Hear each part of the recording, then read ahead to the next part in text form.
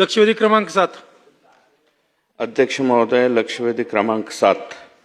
अध्यक्ष महोदय, वितरित केल्याप्रमाणे। अध्यक्ष महोदय, मंत्री महोदयांनी या ठिकाणी उत्तर दिलेलं आहे। त्याच्यामध्ये म्हणलेलं आहे की आम्ही संबंधितांवरती गुन्हे दाखल करू, त्याची वसुली करू। अध्यक्ष महोदय, हे जे घोटाळे आहे, मंत्री महोदयांनी जे उत्तर दिलेलं आहे त्याच्यामध्ये सुद्धा जुलै 2020 ते 2026 या कालावधीमध्ये 115 अर्ज प्राप्त झालेले। त्यातले सुद्धा अध्यक्ष महोदय 53 प्रकरणातच फक्त याचे डॉक्युमेंट्स आलेले असं म्हणलेले, त्याच्यातले सुद्धा उर्वरित दिलेले। परंतु अध्यक्ष महोदय, हा जो घोटाळा आहे बीड जिल्ह्यामध्ये झालेला बांधकाम कामगार विभागामध्ये, हा विशेषतः कोरोनाच्या काळात आणि कोरोनाच्या अगोदर ज्या लोकांची डेथ झालेली आहे ते लोक हे परत जिवंत झाले। जिवंत होऊन ते 100 दिवस कामावर आले, त्यांनी काम केलं वरून खाली येऊन, आणि काम करून तशा पद्धतीचं प्रमाणपत्र त्यांना देण्यात आलं, आणि पुन्हा ते मयत झाले, आणि मयत होऊन मयताच्या पोराला 2,30,000 रुपये अनुदान सुद्धा दिलं। एक गमतीचं उदाहरण म्हणून या ठिकाणी मी सभागृहामध्ये अध्यक्ष महोदय आपल्या समोर सादर करतो। हे निळकंठ शामराव वडमारे यांनी ही 14/7/2025 ला तक्रार दिलेली, आणि त्या तक्रारीमध्ये एक हे कमलाकर रंगनाथ मुडेगावकर नावाचे व्यक्ती आहे अध्यक्छ महोदय। हे त्यांच्या स्वतःचा त्यांच्या घरामध्ये जो फोटो लावलेला आहे, मृत्यू दिनांक 28/9/2013 लिहिलाय। त्यांचा मृत्यू कधी झालाय? 28/9/2013।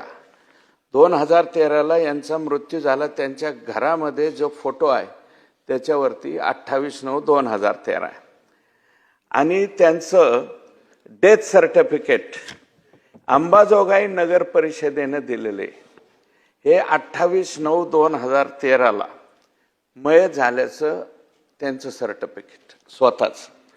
त्याच्यानंतर अध्यक्ष महोदय, मुख्याधिकारी नगर परिषद अंबाजोगाई इथं शेख इफ्तेकार नावाचे कार्यालयीन अधीक्षक आहेत।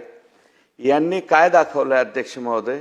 कमलाकर रंगनाथराव मुडेगावकर हे नागेश गोविंद उथवाल नावाच्या मालकाकडे 9/4/2023 ते 20/8/2023 एवढ्या कालावधीत 100 दिवस कामावर होते। म्हणजे 2013 ला गेलेले मुडेगावकर हे 2023 ला हे 100 दिवस अमुक याच्या इथं कामाला आले। कामाला आल्याच्या नंतर अध्यक्ष महोदय, त्यांची ऑनलाईन नोंदणी कधीची आहे?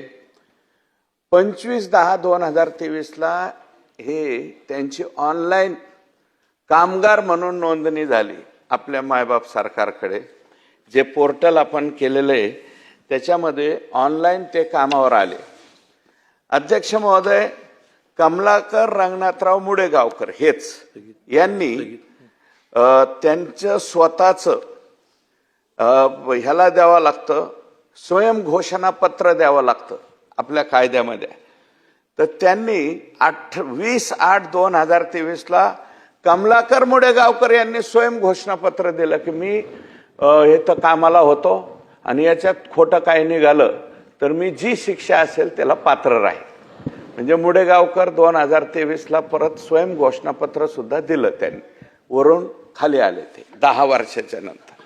अध्यक्ष महोदय, आणखी गमतीचा भाग बघा। हे मुडेगावकर जे आहेत यांचं परत एक मृत्यू प्रमाणपत्र दिले। कोणी? अंबाजोगाई नगर परिषदेनेच दिलं की 30/10/2023 ला मुडेगावकर यांचा मृत्यू झाला। परत 2013 ला गेलेले ते परत गेले, 2023 ला पुन्हा वारले। आणि हे ज्या अंबाजोगाई नगर परिषदेने सर्टिफिकेट दिले अगोदर मृत्यूचं 2013 ला, त्याच अंबाजोगाई नगर परिषदेने हे कागदावरती त्यांचं मृत्यूपत्र या ठिकाणी दिलं. अध्यक्ष महोदय, त्यांच्या मुलाला गजानन कमलाकर मुडेगावकर हे त्यांचा मुलगा आहे. स्टेट बँक ऑफ इंडियामध्ये 2,30,000 रुपये यांच्या अकाउंटवरती ही रक्कम सुद्धा परत पाठवली, म्हणजे आता 2023च्या नंतर. अध्यक्ष महोदय, सचिन मुळूक म्हणून शिवसेनेचे तिथले जिल्हा प्रमुख आहेत, त्यांनी ही तक्रार केलेली आहे. आणि एकूणच अध्यक्ष महोदय, हा जो प्रकार झालेला आहे, मी थोडीशी ही लक्षवेधी टाकल्याच्या नंतर काही ठिकाणी चौकशी केली तर बाबा ह्याच्यात कोण कोण जबाबदार आहे, कुणी कुणी असे उद्योग केले, तर बहुतेक ज्या नगरपंचायती, परिषदा आणि नगरपालिका आहेत बीड जिल्ह्यामध्ये, याच्यात तर हे झालंच. कुठं 14, 15, 16, 20 अशा प्रकारचे हे प्रकरण झालेले. आणि काही ग्रामपंचायतीमध्ये सुद्धा अशा प्रकारचे खोटे नाटे सर्टिफिकेट दिलेले. किमान अध्यक्ष महोदय, माझ्या कानावरती आलेल्या गोष्टी 100 आहेत. 100 प्रकरणामध्ये, आणि याच्यात 2-3 अधिकारी आहेत अध्यक्ष महोदय. मुंडे म्हणून जिल्हा कामगार अधिकारी होते, त्याच्यानंतर सुधाकर कोणाळे आणि अजय काशीद, ही जी जोडी आहे ही धाराशिवला होती. धाराशिवमध्ये सुद्धा अध्यक्ष महोदय, धाराशिव नगरपालिकेचे माजी नगराध्यक्ष बांधकाम कामगार. त्याच्यामुळं यांच्या ह्या प्रकरणामध्ये अध्यक्ष महोदय, मी एक उत्तम उदाहरण म्हणून मुडेगावकर दिले. असे 100च्या वरती प्रकरण, किमान 200 प्रकरण बीड जिल्ह्यामध्ये अगोदर गेलेले लोक पुन्हा खाली आले, पुन्हा कामावर आले, पुन्हा मेले आणि त्यांच्या वारसांना खोट्या नाट्या पद्धतीने ऑनलाईनच्या अगोदर ऑफलाईन होतं, त्या कालावधीमध्ये खूप मोठ्या प्रकारे हे प्रकरण झाले. माझी एकच विनंती आहे मंत्री महोदयांना की बीड जिल्ह्यामधले हे परत स्कॉलरशिपचा घोटाळा, हे दोन्ही बी याच्या बाबतीमध्ये सचिवस्तरीय किंवा उपसचिव दर्जाच्या एका अधिकाऱ्याची नियुक्ती करून बीड जिल्ह्यामध्ये अध्यक्ष महोदय 1,71,000 कामगार झाले. आणि त्याच्यात काही जणांचा कुठे कुठे काम केलं, एका कामगाराच्या वरती नोंद आहे, बुर्ज खलिफाला काम केलं.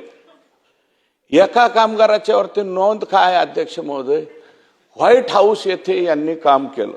आता व्हाईट हाऊसला आणि बुर्ज खलिफाला काम केलेला कामगार आमच्या बीड जिल्ह्यामध्ये कसा येतो अध्यक्ष महोदय? एका बीड तालुक्यात 54,000 कामगारांची नोंदणी, 1,00,000 1,80,000 मतदान असलेला तो मतदारसंघ. बीडचा कामगार गेला असेल अण्णा. हा, तो व्हाईट हाऊसला आणि बुर्ज खलिफाला सुद्धा जाऊन आलेला आहे. अध्यक्ष महोदय, हे इतकं गंभीर प्रकरण आहे. मेलेल्या माणसांचे मड्यावरचं लोनही नाही, मड्यावरचे 2,30,000, 200 लोक जर पकडले तर याच्यामध्ये किती कोटीचा घोटाळा झाला अध्यक्ष महोदय? निम तुम्ही निम आम्ही, अशा पद्धतीने हे उद्योग झालेले. सचिव दर्जाच्या अधिकाऱ्याची नेमणूक करून याची किती दिवसामध्ये चौकशी केली जाईल आणि संबंधितावरती गुन्हे दाखल करून याची वसुली केली जाईल, हे मंत्री महोदयांनी सांगावं. मंत्री महोदय. अध्यक्ष महोदय, आदरणीय सुरेश अण्णांनी जो विषय आज सभागृहासमोर आणला, हे खरं आहे की या येणाऱ्या काळामध्ये हे अशा घटना घडायला लागलेल्या आहेत. आणि मी आपल्याला सांगू इच्छितो की आपण जेव्हा कामगारांची नोंदणी करतो, ही पहिले ऑनलाईन नव्हती, ही ऑफलाईन होती, आणि त्यामध्ये असे प्रकार फार मोठ्या प्रमाणात होते. मग हे कुठंतरी टाळता यावं म्हणून ही पूर्ण प्रक्रिया आपण ऑनलाईन केली.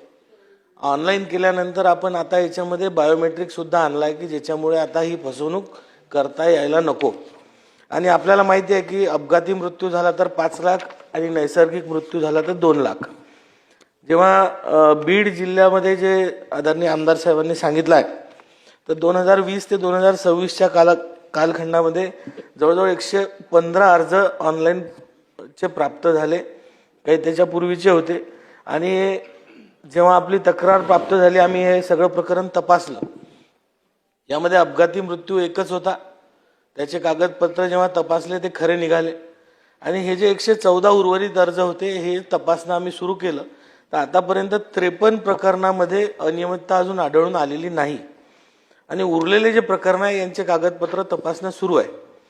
पण जो विषय अण्णांनी मांडला हे खरं आहे की महाराष्ट्रामध्ये मोठ्या प्रमाणात बोगस एजंट हे अशा प्रकारचे खोटे कागदपत्र तयार करतात आहे, खोटे सही शिक्के सुद्धा तयार करतात आहे.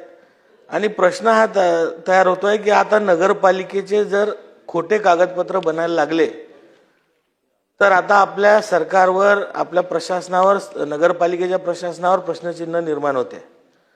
आणि याप्रमाणे शासनाच्या लाभाचा गैरफायदा घेणं, मृतांच्या टाळूवरचं लोणी खाणं हे कुठेही स्वीकारार्ह नाही आहे. ज्या ज्या लोकांनी हे केलं यामध्ये जे कोणी दोषी असतील, मग ते आमचे नोंदणी अधिकारी असो, नगरपालिकेचे अधिकारी असो किंवा इतर कोणी असो, याच्यातल्या एकालाही सोडल्या जाणार नाही. आम्ही स्वतः कामगार विभागाने याच्यात स्वतः आतापर्यंत दक्षता पथकं नेमून महाराष्ट्रात 46 ठिकाणी FIR आतापर्यंत केलेले आहे. आणि जे सुरेश अण्णांची मागणी आहे, मी निश्चित आपल्याला अण्णा मी विनंती करेल की आपल्याजवळ जे पुरावे आहेत ते सुद्धा आम्हाला द्या आणि एक स्वतंत्र अधिकारी नेमून याची स्वतंत्र चौकशी आम्ही करू आणि याच्यात जो जो कोणी दोषी असेल याच्यावर आम्ही कारवाई करू. ठीक. सभागृहाची विशेष बैठक आता स्थगित होत असून सभागृहाची नियमित बैठक सकाळी 11 वाजता भरेल.